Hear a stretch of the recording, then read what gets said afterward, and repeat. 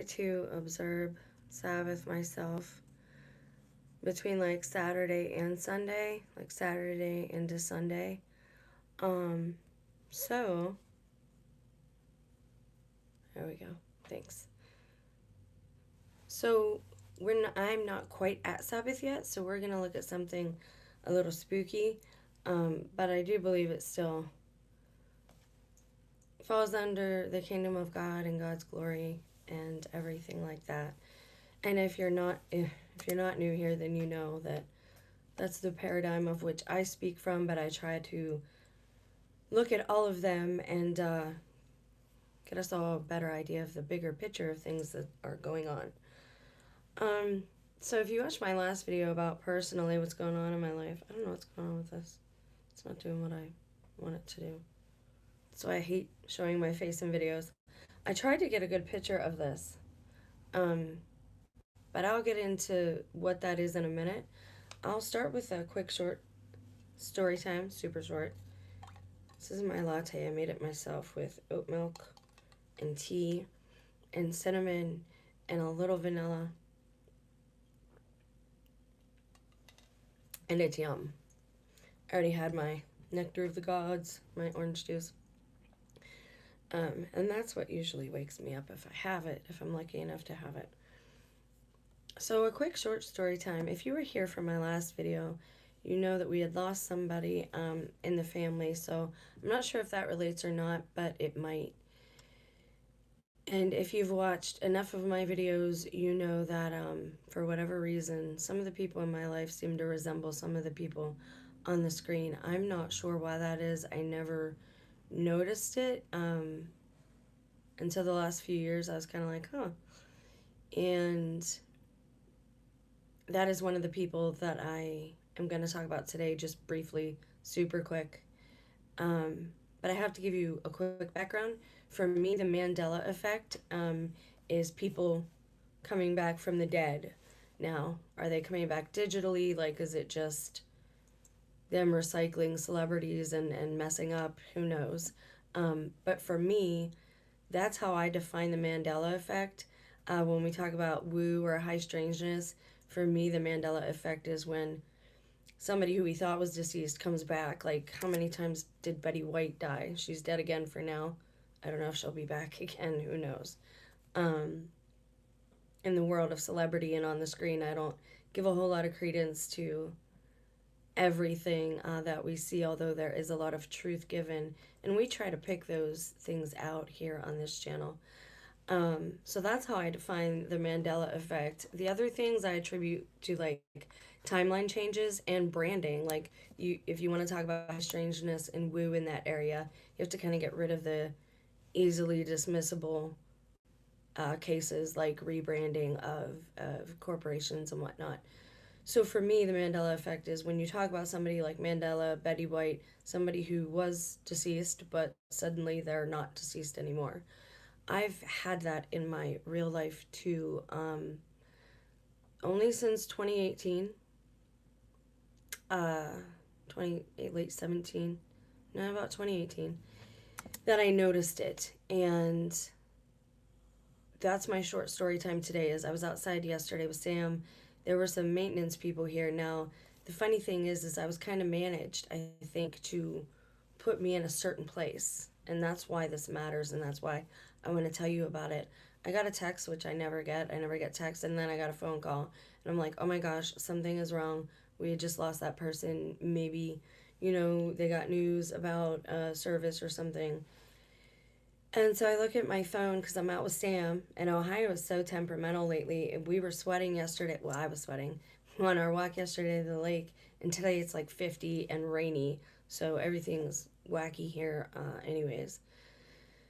But this person said, you have to go home because they're here to flush the air conditioner, which, again, I've talked about every year. It's a problem.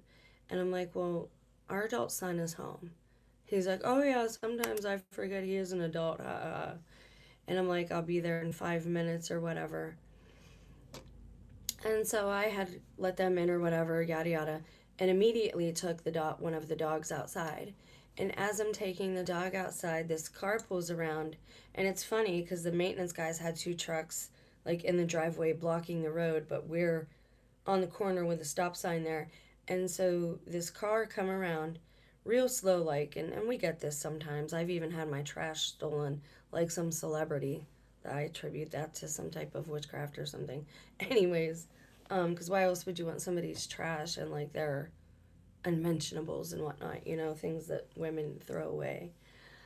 Regardless, this car was going slow, and so I picked my head up to look and see who it was. So I specifically looked, and the car was going slow enough. I saw him, the person in the passenger seat, point to the house, and like our eyes met for a second. And it was my deceased father in law, who greatly resembled Pope Francis in attitude, demeanor, things he said, did. Not that he was Catholic. No, no, no. I just mean some of the other things that we hear about his attitude and whatnot. But, anyways, that's what I saw yesterday. And he passed away in 2016, allegedly. And I took care of him while he was passing. But I wasn't there when he was declared deceased, and I never am, even though I worked in nursing, even though I took care of my dad when he was passing. I've never been there. And it's important to note the lack of cemeteries that are being built or established in our era, and how slowly our generation is aging, but how fast time seems to be going up the last 6-7 months or so. So these are things that, you know, we should talk openly about and stop pretending as if something isn't there, because that's self-delusion. Okay, what is this? I told you my weird, but spooky story time. This is called Houska Castle. Now, I had never heard of it. I did not hear about it on Reddit, although I see that people have done a few videos on it when I was searching for pictures. Now, I looked for a better image for you guys. Almost every image you see of this place, it looks completely different. And I don't know if that's something's wrong with, like, if there's something with two names or something. I didn't go that deeply into the images themselves. I mean, I did, but I didn't. This seems to be one of the structures, because they call it Little Church of Hell or something like that. We'll get to that. But this top here, you see, it's a square, and it's completely open up there. And then downward, you have these turrets facing inward, and a couple of windows on the inside, right? But not a lot of, you see how there's a lack of real. Now, this is the chapel, so they have certain things there, right? But mostly it looks like a prison. And this is a cliff, like it's on the side of a cliff. I don't know if you could see that. So, why are we going to talk about it? Well, because again, I didn't have nothing better to do. It's a rainy weekend. And I want to show us again, I want to get a aerial view, if you will, of, I wanted to give you a better view and get my head out of the way. I wanted to give you an aerial view, if you will, of the place that we live, and the history and the culture that we all come from as humanity, as human beings, or mankind. And people back in the day used to be wiser. They knew certain things that we didn't know, and they did not self-delude. They did not deny things that they knew to be true, even, you know, just because they didn't want them to be true. They knew there was a spirit world. So I put up a couple things here that are interesting. First, let's give a quick background of Houska. If anyone knows, let me know, because are the comments even on? I don't know. Okay, so AI tells us the oldest recorded text, and I did search for, I said, what is the origin or the oldest documentation of Houska Castle? They call it Houska Castle, but then they call it like Little Church of Hell, Little Chapel of Hell. We'll get to that, the nicknames. The oldest recorded text legend of the Houska Castle originates from the 16th century Czechoslovakia chronicle written by Vaclav Hajek. I'm not up to date on my Czech. Sorry, Graham. Published in 1541. Hajek's chronicle describes the site prior to the 13th century construction of the stone castle, recounting a hole to hell. So at first, it was just a pit. And we talk about the pit, the abyss, and we've been searching where on earth is the abyss. Sorry, the pit that is spoken of on in the Bible. Now, if Leviathan dwells in the pit itself, I think, would be of water. I personally think it's the Mariana Trench. Is that what it's called? That is the deepest part of the ocean that is unexplored. A lot of our oceans are unexplored, which I think is strange. So, anyways, let me get back on track here. Hajek's chronicle describes the site prior to the 13th century. Now, it was just a hole on a limestone cliff. Limestone is key. We've talked about that before, about sacrificial rites and limestone, and even obsidian being used in the daggers for. I told you that was used when they were trying to tell me that I was going to be a sacrifice. My aunt was like, they try to get you to name it. She's like, lava rock, I cut my knee on it, lava rock. And I'm like, oh my God, do you need me to come there and take care of you? No, what's it called? I'm like, I don't know. Anyways, limestone is used in a couple of different ways. It's been known to have sacrificial rites performed, but it also, some of the things we found on the channel here together when we research these things, and I say together even if nobody contributes, because it's still, I'm not alone. I don't think I'm alone. Maybe I am. I don't know. Anyways, it's been a weird time for me. I apologize. I don't know where I'm at anymore. I don't, the people and the things that I'm seeing and the behaviors and just this animalistic type of behavior. And then I don't know, maybe at the end of this video I'll get into a little bit of that. So limestone has also been known to be also some type of deterrent. We've gotten into that a little bit, of certain cryptids. Now, in what way, we're this information, you have to dig for it, and you have to know the question to ask, right? So sometimes these things, we just fall upon them, and I trust the spirit to guide us to things that we need.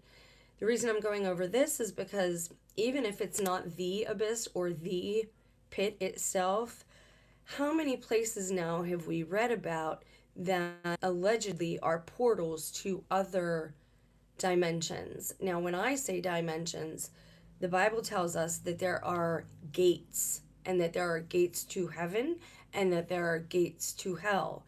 And the word gates and gateway and portals, those should be understood to be interchangeable when we're talking about this phenomenon that we're experiencing, because Anton LaVey went out and did that Babylon working ritual out in the desert, and things haven't been the same since certain things took place. So it's said it's a fissure. It's a natural, seemingly bottomless crack in the rock that couldn't be filled. It serves as a portal for strange apparitions. Now, I also attribute this to the limestone acting as some type of conductor, much like water is when with ghost hunting and things like that. But that also works as a repellent too to certain types of spirits, because they cannot cross the water. So again, you have this good, bad, positive, negative kind of effect of a thing. You can use it for in either way. Now, the demonic creatures were said to be half human, half animal creatures, along with winged, otherworldly entities. You could even think like big thunderbirds. Allegedly, they emerged from the pit at night to haunt the surrounding area. Now, we'll talk about this, but they have these murals on the inside here. Now, you see the chapel is here. So imagine right here, this space all of this on the inside is devoted to these murals of these, dare I say, Nephilim type of creatures, uh, bigger than human, because they show the humans in like the farms, and these half bear, half lion things, leopard things attacking the humans. And it's much bigger than them. And you get to thinking of the fallen angels and their tinkering. And well, how many gates did they have to pop here, pop there, and all over the realm? That's something we're thinking about, I think. Prisoner sacrifice. Now, what's weird about this is the inside, okay? It's just a wide open pit on the inside, okay? And then there's the actual pit, natural pit with a wooden cover on it. I think that's probably right there. Um, but it looks like nothing but a courtyard on the inside. Like these rooms must be very small. It must be pretty tiny in there because it's an open area, it's an open courtyard. What is strange about that is, again, you have to prove out the legend. In regular castles, a turret is a small window where an archer would do their bow and arrow from during times of war, right? Well, they have these on the inside of the castle, pointing to the middle, pointing to itself, not pointing out. So who is the enemy within? So it kind of proves out that point. Like, these weren't, when we say spirit because it's something we can't see, and maybe it can move things without us being, you know what I mean? We've seen things move, yada yada. But we should start to understand spiritual as meaning something we can't perceive with our natural eyes yet. But if it comes through these portals, they are very physical. And I don't think that is talked about enough. And if you look at stories, I mean, they're stories, but stories like cryptids, you can kind of think back to what you hear about the days of Noah, biblically speaking, in the book of Jasher and Jubilees, about all of the genetic tinkering and experimentation. If people actually read these books and the extra canonical books, you wouldn't need to read anything else ever again. They're very, what's the word I'm looking for? They're informative and detailed, but they're also like meaty. You can read a paragraph and chew on that and learn from it for a long time, and that's a good thing. And when you're seeking knowledge, so prisoner sacrifice here said it was frequently cited. A cited legend within the history of the site tells of a prisoner offered a pardon in exchange for being lowered into the hole to report back what he saw. He was pulled up having rapidly aged and died soon after. Aren't we talking about that now? About time? I just mentioned it at the beginning of this video. That's funny because when I do a research with me, I look at these things with you, so we're kind of doing it together, and anything synchronistic that happens in real time with us together. The purpose of the construction, it tells us the castle was purposely built in the 13th century from between 1253 and 1278 under Ottokar II of Bohemia, directly over this fissure. So again, the actual pit itself, I think, is probably right there. Doesn't that look like the old Starfort things? Interesting. I didn't notice that at first. I think the pit itself is here, and it's covered with like a thick wooden, what looks like a trap door. And again, I tried to get a good picture, but they're funny about copyright, which they have a right to be. But finding a good aerial shot that was free to use is impossible, guys. You can go take a look for yourself and see what I mean. But again, I feel like here in America, we are kept purposely ignorant and, oh, that's not real. Oh, like we think, like the pride. I don't know. There's this pride that really blinds some of us for a long time. I still have it. I'm not going to deny that I have it. I ask God every day to take it away from me and to not let me fall into pride. So it said This Otakar II of Bohemia, he had this built directly over the original fissure, which was right there. Not for protection against external enemies, but to keep the demonic forces contained. The chapel, which is this area, the only place where you actually see like functional big windows, like this is very sparse considering the size of what this should be. But again, these rooms would be like very thin because it's hollow in there. Um, it said it was the chapel was specifically constructed over the suspected hole to seal it, featuring unusual frescoes, which is the murals I was telling you about, including a left-handed centaur, which is a centaur half human, half horse? I don't know, I forget. That have fueled legends of demonic containment. And I find that interesting because here you have somebody from a different culture, from Czechoslovakia, he was a Bohemian even, and he knew to put a chapel on top of the pit itself to act as a seal. Now I've talked about this, and I had some troll like ridicule me and like just harass my channel for days over it, but it's true. Back in the day, when Christendom was just being founded and spreading, and we can debate all day long about the who killed who and who went after who, they knew on these sites of human sacrifice, of all the blood and where these portals were attempted to open by the exchange of the blood to the demonic forces, they knew that they had to seal that and consecrate it to God so that this could not continue to happen, because this can infect almost like a spiritual virus. It can infect a whole community. So back in the day, they knew this. They knew to do things like this. I told you right now we're in a time where a lot of these pacts and oaths that men have made have been busted up and broken because some of these men are gone, incapacitated, what have you, deceased, whatever. And a lot of the Native American lands, a lot of our federal lands were made to keep certain things at bay, and they would do certain rituals specifically to keep and I can't tell you how I know this, but it's very obvious that, okay, in the hierarchy of things, God does have a hierarchy. The UFOs control the Bigfoot or the Sasquatch. They're above them in the hierarchy.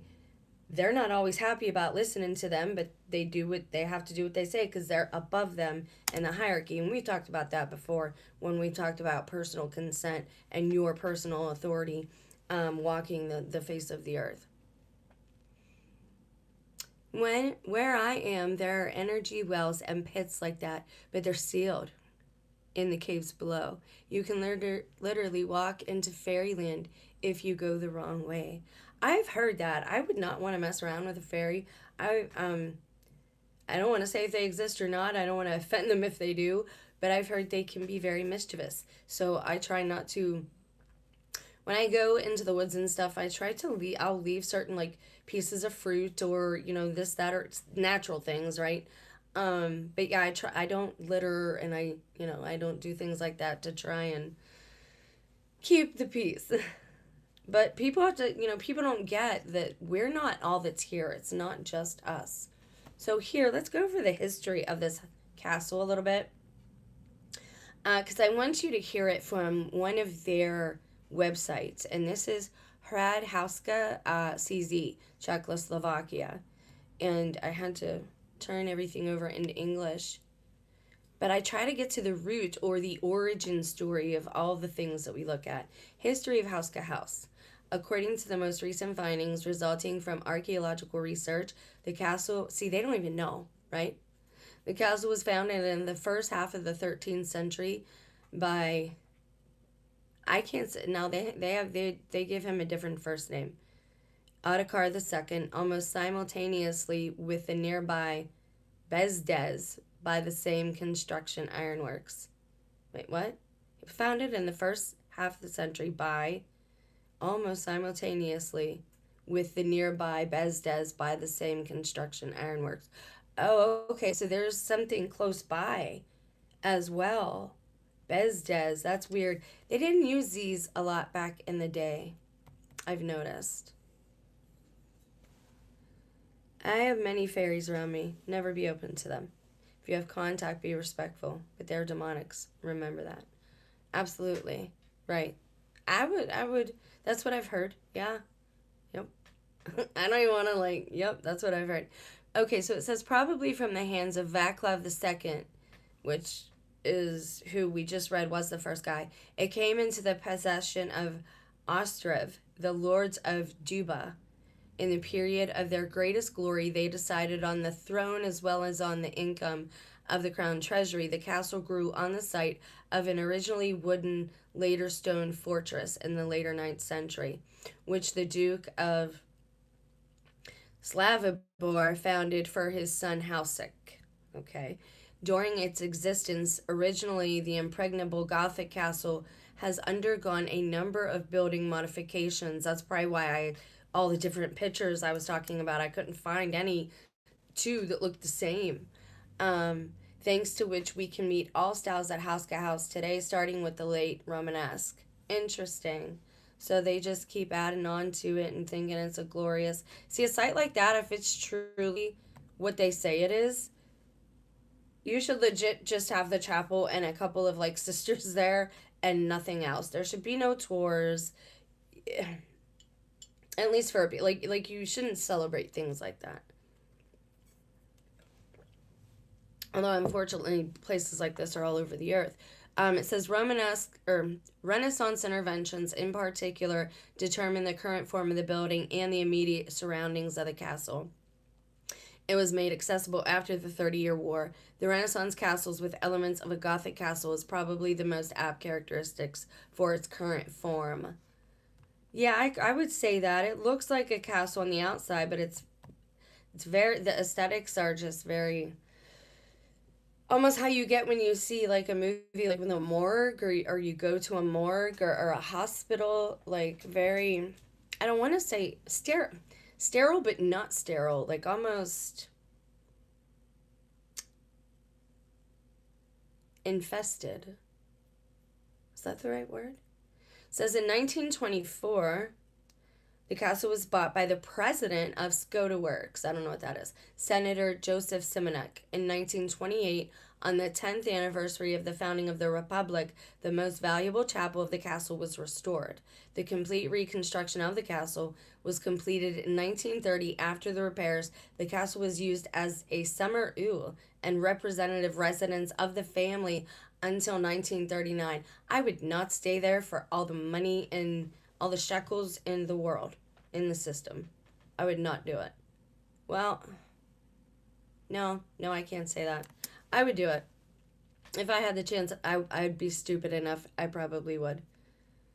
And I would be the type of person who would be there, like, praying and casting out and doing all that.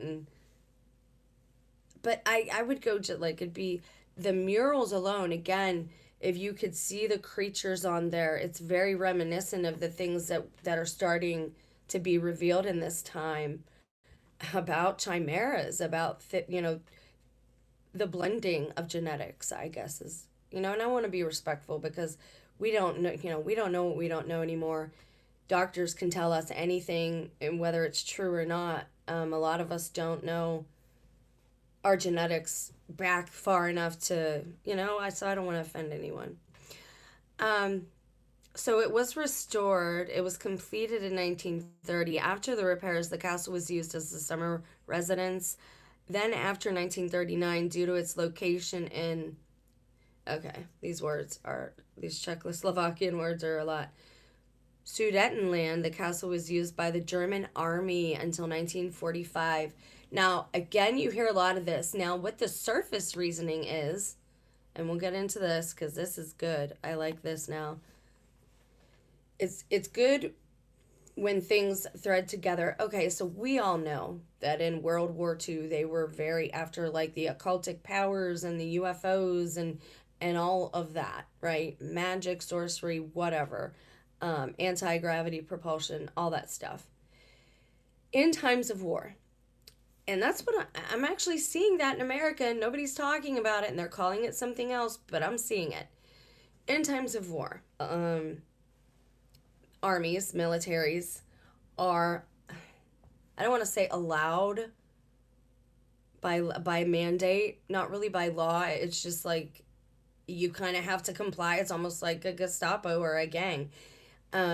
They are allowed to appropriate your land, your farm. They can feed their soldiers with it, whatever you got in your fridge, help yourself themselves to your horses, like whatever you have, your cars, your vehicles, your gas, whatever.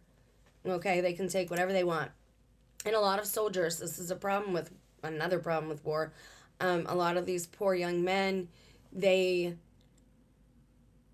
get to the point where they're taking advantage of that, and they're raping and pillaging and acting like Vikings, right? But this is interesting that this place that allegedly has a portal to hell was occupied by a German army from 1939 until 1945. That's 6 years. What did they do? Because again, we hear all this stuff of Hitler being involved in occultic practices and all this type of thing. I think that's cool. And from 1950, it housed the archives of the State Library in Clementinum. That's weird. After the new copper roofs were laid, which is, you know, why that's turning green. After the new copper roofs were laid, the planned night sanatorium of Spolana Narratovis was not completed. The castle was handed over to the Institute of Prague in the early 90s, then handed over in restitution to the original owners. Who are the original owners? Hold on. Are you going to tell us? Okay, these are Mr. Ing. Oh no, that's got to be fake. Mr. Ing, I-N-G, that's it, period. Yaromir Simonek and Mrs. Blanka Horova, who today are very successfully rectifying the results of 40 years of state care for the monument, which, thanks to the original Gothic Castle Chapel, is rated at least a Central European unique paintings, blah, blah, blah. All right, so that gets you, and they do have, there were more pictures. They have, like, festivals and stuff in there. I don't know. It seems like a place where you should be quiet and reverent and not loud and not disturb those things.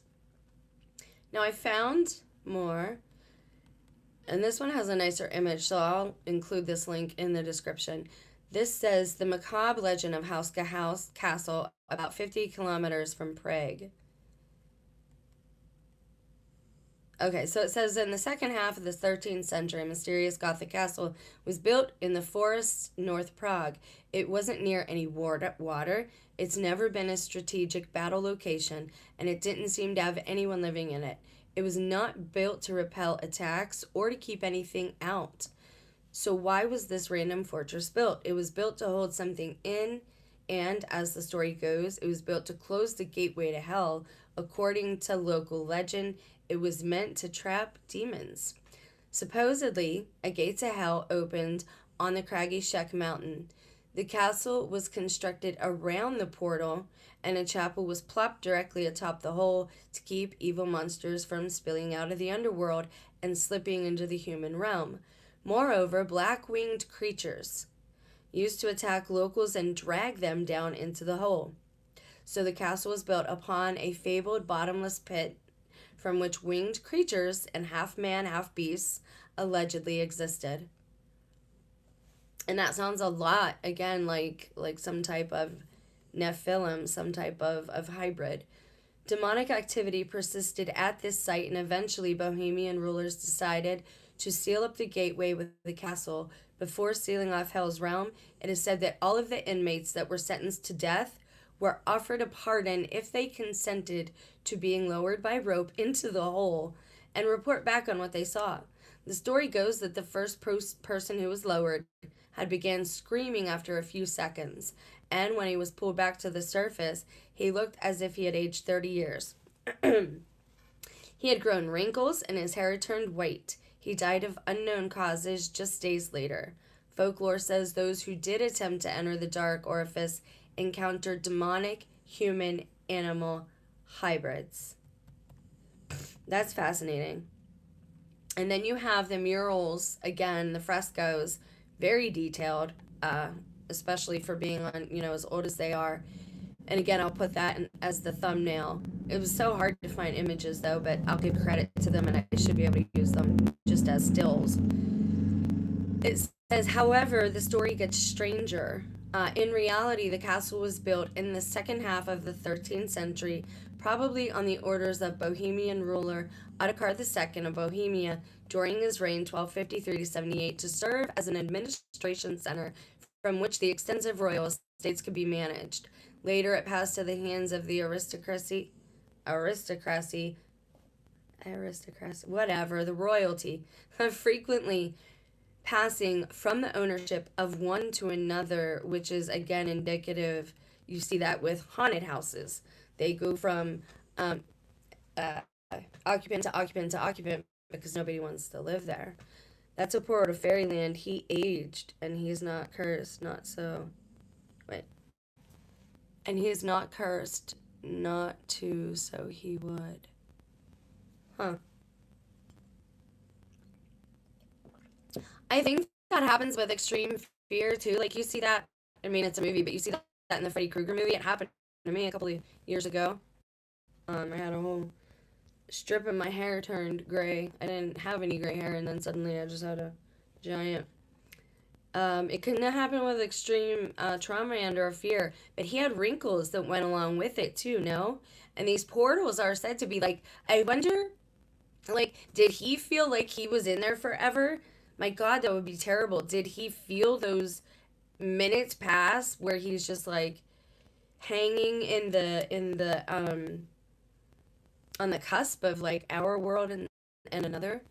That would be terrible. It says it's possible to tour the mysterious castle and scope out any hauntings for yourself. Blase, blase. Recurring ghosts are a frequent rumor. Alright, so let's go somewhere else. Now, I find that fascinating, but what bothers me is you still don't understand, like, what happened before the castle, right? Like, what made them know that it was a portal? It was built in a marshy, forested wilderness. Yeah, it looks like it's, I don't know, it gives me a weird feeling when I look at it. I don't like how it makes me feel, the picture of it. I don't know how to describe it. It makes my spirit feel funny. I don't know how to describe it. I'm trying to see if anyone else has any more information on how it came to be. It's a beautiful area.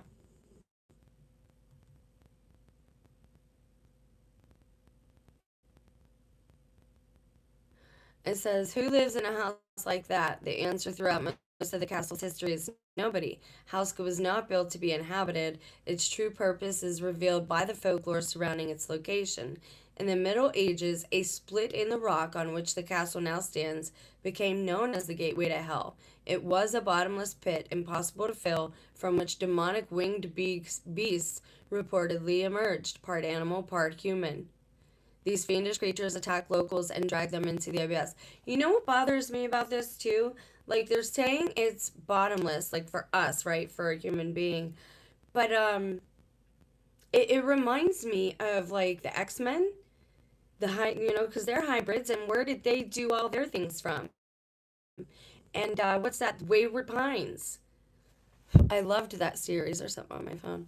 I loved that series. I should have read the books. I don't know how good did I read? I did read the books. The books were better.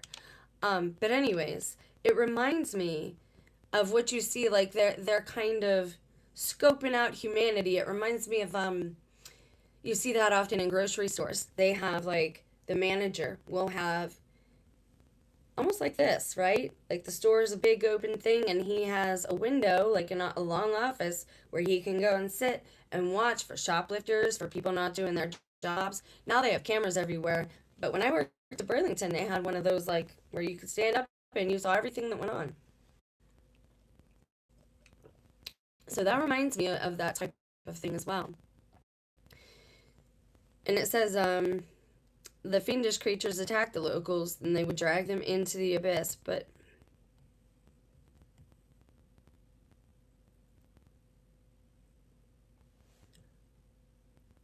even today, it's viewed as one of the most haunted locations in the world. Okay, so I want to move to something else just for a few minutes.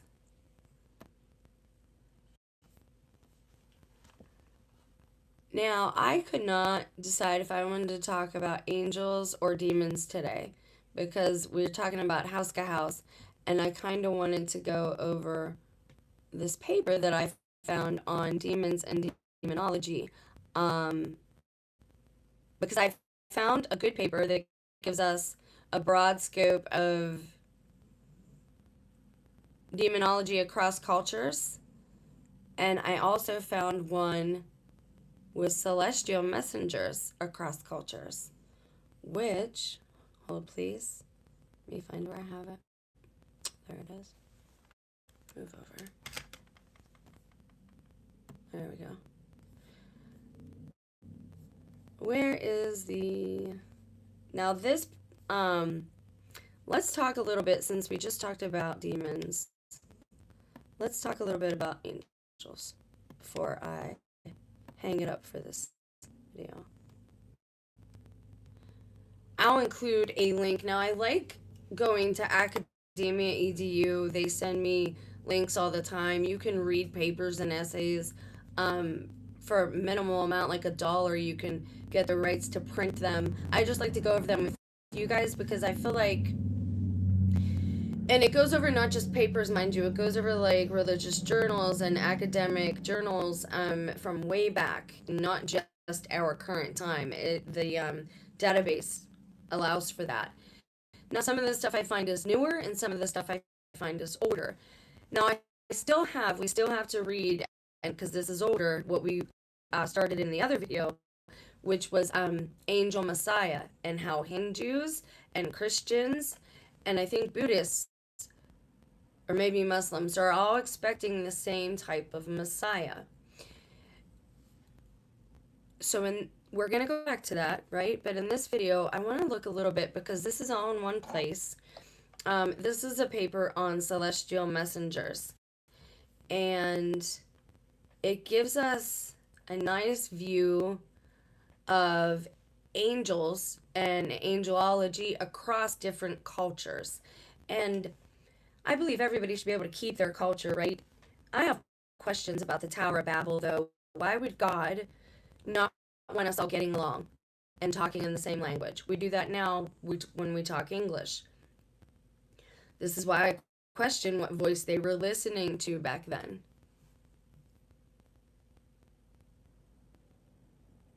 Oh my gosh, I love this topic. They warn about false prophets, yet love their messiahs. Well, I mean, you should warn about false prophets, but it bothers me because so many people don't see who Messiah is, right? Like, I don't know if that's what you're saying.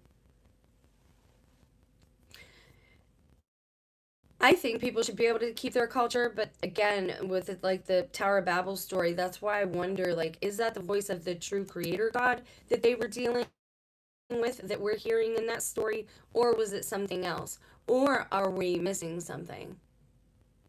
Their messiahs are false prophets, saying they're the same thing.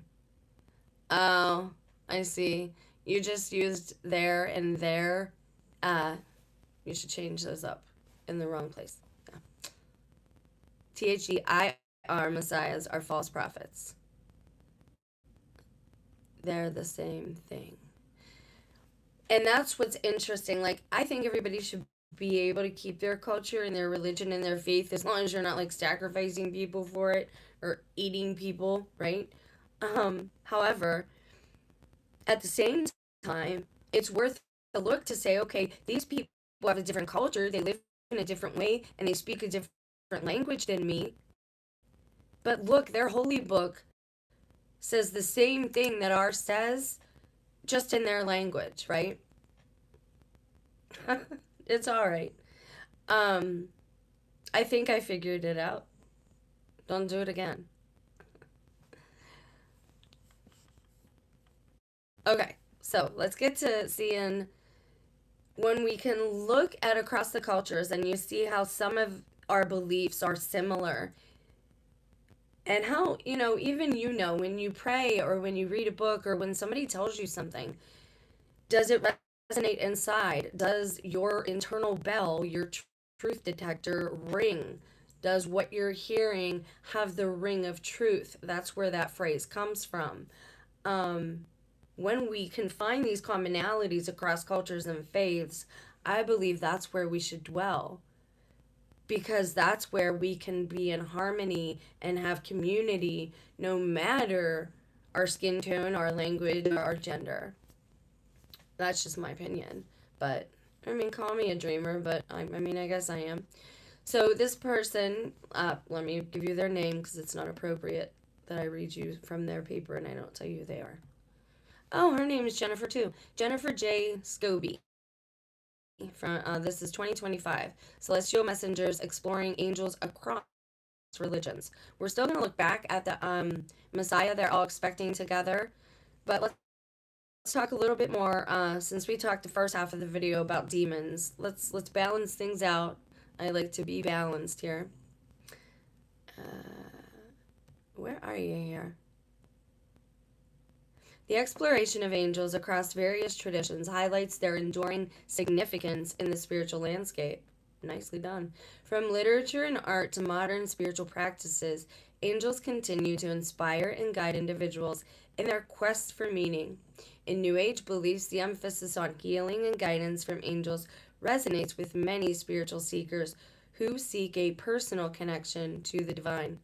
This multifarious, I would have said multifaceted, but okay, representation of angels serves not only to bridge gaps between different faiths, amen, but also to affirm the universal human desire for connection, protection, and understanding in the often complex journey of life. Well done. I like how she writes. Overview of angelology across cultures. Now, the study of angels reveals a rich tapestry of beliefs and interpretations across various cultures and religions. In Christianity, angels are often viewed as messengers of God, serving as intermediaries between the divine and humanity. They play critical roles in biblical narratives, offering guidance, protection, and delivering important revelations. From the archangels like Michael and Gabriel to the guardian angels assigned to individuals, the Christian tradition emphasizes both their personal and communal aspects of angelic presence, highlighting their importance in the spiritual journey of believers. In Islam, angels are central to the faith, regarded as created beings made from light, absolutely, who carry out the will of Allah or God. Allah, Adonai, just different languages, they all mean the same, rather generic title, but God. Their roles are multifaceted, including the recording of human deeds, right? So the book of life and everything that we do and say, they are writing down like little spies, like the Men in Black. Their roles are multifaceted, including recording human deeds, conveying divine messages, and overseeing the natural world. The Quran presents angels like Gabriel, who brought revelations to messages that they received. The Talmud and Kabbalistic teachings expand on these roles, emphasizing the angelic hierarchy and their functions in the celestial realm. This understanding fosters a deeper appreciation for the divine order and the ways in which angels mediate between God and humanity. In Eastern religions like Buddhism and Taoism, the concept of angels is less defined, but resonates through the idea of spiritual beings who assist in the quest for enlightenment. While not explicitly termed as angels, I cannot pronounce this word well. I apologize. Bodhisattvas? It's a type of Buddhist. In Buddhism and deities in Taoism embody qualities of compassion and guidance. Okay, so that's sattivas. That's one of the spirits, but it's bodhisattvas. But that's not how you say it. I don't know. I'll learn it. I'm sure somebody will tell me.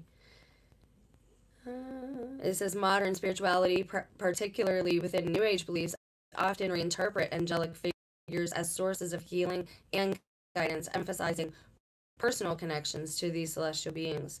This contemporary view reflects a broader understanding of angels as symbols of hope, support, and divine presence. Until you get into the fallen ones. Yep, absolutely. Okay, so angels in Christianity, the nature and hierarchy of angels. They are often perceived as messengers and protectors, and they hold a complex and multifaceted nature across various religious traditions. Spiritual seekers may find it enlightening to explore how angels are conceptualized, the roles they play, and the hierarchical structures that define their existence. In many belief systems, angels serve as intermediaries between the divine and humanity. Notable figures like Gabriel, who delivered the Quran to the Prophet Muhammad, exemplify the importance and reverence of angels within this tradition. This perspective highlights their role as protectors and guides, reinforcing a sense of divine presence in the lives of believers. In Hinduism, the concept of angels is often intertwined with the pantheon of deities. I would agree with that, right? Like, I'm not willing to like look at somebody else's religion or faith and immediately point to it and say all those are demons. um I would instead say that they have the same type of conceptualization that the Westerners do, which is there's a good angel on your shoulder and a bad angel, or there's, whatever you want to call it, a positive influence and a negative influence that we can't always see acting in our lives and around us. It says in Hinduism, the concept of angels is intertwined with the pantheon, such as the devas. They exhibit angelic qualities. They're seen as the embodiments of natural forces and virtues. That makes sense because a lot of times, too, if you get really deeply into studying, now I'm not saying application, I'm saying studying of deliverance and demonology, every demon's domain is attributed to a different body part. So depending on its operation and what is ailing a person, allegedly, supposedly, according to lore, whatever you want to call it, you would cast out or deliver a person from a specific demon for a certain illness to leave their body. Now, again, we're spiritually talking here. I am not a doctor. This is not medical advice. Blase, blase. Let's see. Across various Eastern religions, including Buddhism and Taoism, the notion of angels takes on a different form, often reflecting the philosophies of enlightenment and harmony. They have beings that are akin to angels that serve as guides. Yep. Now they get into roles of angels in the Bible. Most of us know that one. Let's go to Islam because, again, that's different and we're learning here. Islam recognizes the significant roles of angels, portraying them as essential components of faith and daily life. Each person is believed to be accompanied by two recording angels, that's interesting, known as Kiraman and Katibin. Okay, so that's the Islam philosophy. In Catholicism and in a lot of Western Christianity, most people are given to understand that we have a guardian angel, and then it's the antithesis. We are each assigned a demon as well. But moving on.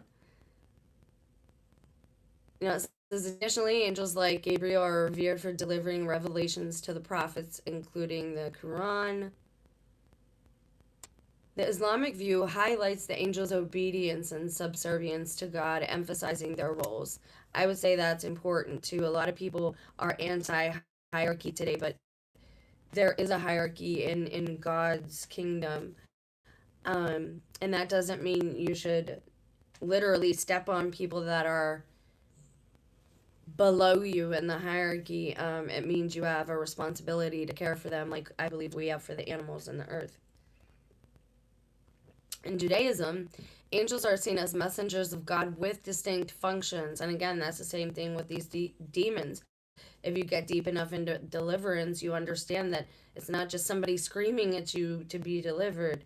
It takes work, like fasting and praying. And sometimes with exorcisms, you have to know the name because, again, the illness of the body is connected to a specific demon itself because that's its domain, that's where it dwells. Oh, stop it. I've changed that on my phone and on my laptop, and it has not listened to me on either device. Biblical text describes angels intervening in human affairs, such as the angels who visit Abraham and Lot. Oh, that's true. Or the angel of death in narratives that emphasize moral lessons. The Talmud elaborates on the role of angels, categorizing them into various orders. Assigning specific angels within Judaism serves to deepen the spiritual significance of their actions and reinforces the belief in God's active involvement in the world. That's true. The concept of angels also extends beyond the Abrahamic phase into Eastern religions where deities may embody angelic characteristics. In Hinduism's, figures such as the devas reflect similar attributes of guidance and protection. Let's go a little further. Okay, so angels, according to Islam, known as the Malaika, Malaika in Arabic. Malaika are created from light and serve as intermediaries. We went over that already. Stop repeating yourself. Okay, so now it's saying each angel has a duty. The most notable is Gabriel. He's tasked with delivering revelations to prophets, including the Prophet Muhammad. This role underscores the importance of angels in conveying divine guidance and truth. Other angels, such as Michael, are responsible for providing sustenance and natural phenomena, emphasizing the interconnectedness of the spiritual and the physical worlds. The Quran also mentions the angels who record human deeds, reinforcing the belief and accountability and the moral dimensions of human existence. I apologize, Toby's coughing. Don't gag yourself on that bone. You okay? I know it. So they also, in Islam and in the Kabbalah, they assign, oh, look at this, major angels and their functions. In Christianity, archangels like Michael, Gabriel, and Raphael are prominent figures. They each embody a specific function. Michael is often recognized as a protector and leader of heavenly armies, tasked with battling evil forces. Oh, what are you doing? Is it time to go out? Do you have to go out? Do you see how he kind of does that on purpose? Do you have to go out? You have your bone. Yeah? How long have we been? Almost an hour. I want to stop there anyway. I'm going to take these guys out. I might be back later just because it's so cold and windy outside and I have nothing else to do but kind of read and study. This was, and again, an intro. What we're going to do next, I think, with the angels and the demons, I'll have a playlist for each. But we're going to go over, just like it says here, major angels and their functions. We'll go over the functions of the angels and the functions of the demons. Supposedly, supposedly to what is recorded and available to us. Why are we going over this? Because you're in a time where a lot of people are noticing a lot of strange things that are occurring. And there's a reason for that. Oh, and time going quicker. Let's not attribute everything to man's technology or to wicked things. God told Daniel he would shorten the days or there would be no flesh left. Whatever is happening with time is God's doing, and it's probably doing us a favor. Yeah. Yeah. I think that's what I wanted to say about that. I have another short video that I might upload as well, regarding a couple small bits like current events and things that just warnings and things, about being cautious and careful when you travel and all that.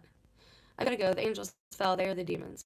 Wake up, everyone. Maybe stick your astral form out of your bodies and check. Not all of the angels fell. That's not very nice. Do you believe that all of the angels fell, guys? All of them? I don't know. I don't think so. I don't think it's possible. God promotes people. Like I said yesterday in yesterday's video, God promotes humans into their positions. He doesn't leave them open. Just like angels can get demotions, right? They get called demons, they get, evil spirits. They have to do different things and be legalistic then. Just like they fall and get demoted, God promotes men and women and children possibly. Uh, but in these times, a lot of people don't know where to look, and a lot of people are looking to TikTok and other videos and seeing what other people see. Don't trust the videos when it comes to certain things. Wait to see it for yourself to know that it's real, because there's too much deception out there with videos. People are saying, what do you think of this? What do you think of this? And nobody is asking, well, is it real? Is it true? Nobody's asking that anymore. Everybody's just assuming that everything they're being told is true. And we say we don't trust the system, but yet they had those files for how long to do whatever they wanted with them, and then finally release them as some type of bread and circus and soft disclosure. So I think we need to be careful and cautious in these times. A lot of the answers, our ancestors knew them. They knew what the answers were. And we lost that along the way because we were raised intentionally to think that stuff was fake, phony, and bollocks, and to ridicule people who had astral projection or spiritual experiences or instances of telepathy or telekinesis, or maybe saw something that somebody else didn't see. Oh, well, you're crazy. Why am I crazy because you didn't see this? Why do you want to put me away because you didn't see something I saw with my own eyes? Do you see what I'm saying here? We need to be very careful in these times, and a lot of the answers our ancestors have. So we kind of backtrack and we look to the origins of some of these stories, and then we look to things like this to know where we're at and the times that we are in and how to equip ourselves and be delivered of these things. So pray, fast, repent, forgive, and love. But always speak in truth, right?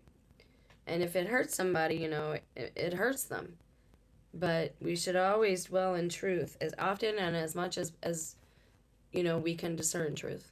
You guys have a blessed day. So there's going to be more on angels and demons. I just kind of wanted to, again, offer some balance for this video. But it's another strange place, right? And we're just going to add that to the list of strange places. I got a few more backed up strange statues. And they want to build more. These tech giants want to build giant statues. A lot of things going on with giants, right? We'll talk more, guys.